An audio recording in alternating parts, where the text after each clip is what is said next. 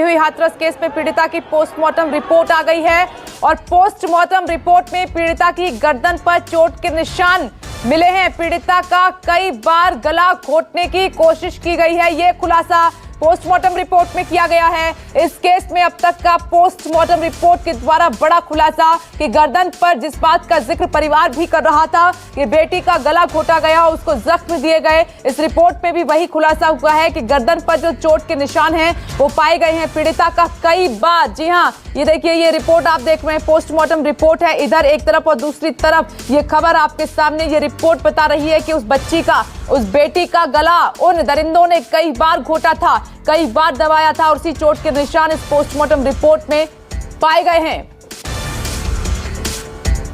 और इस खबर पर सीधे आपको लिए चलते हैं राहुल प्रकाश। राहुल, पोस्टमार्टम आई है, इसमें खुलासा हुआ है जो परिवार कह रहा था कि बेटी का गला घोटा गया था, वो चोट के निशान पाए गए हैं।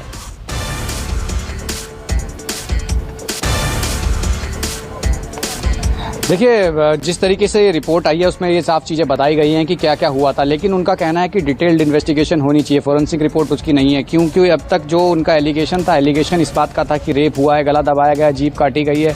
तो ये इस बात का सबूत है कि जो प्राइमरी, जो पोस्टमार्टम रिपोर्ट में जो चीज़ें आती हैं, जो तमाम चीज़ें थी, वो कहीं ना कहीं उस बात से वाकिफ रखने। गला दबाया गया है, स्ट्रैंगुलेशन पहले भी बोला गया था, वो हुआ है, लेकिन जिस तरीके से पूरे घटनाक्रम को अलग अलग मोड़ दिए गए हैं, आप समझिए इस चीज़ को कि 14 तारीख का एक वाकया है, किस तरीके से 14 तारीख को हुआ, 17 तारीख को गिरफ्तारी हुई, एक को छोड़ा गया, फिर 20 तारीख को उसको पकड़ा गया।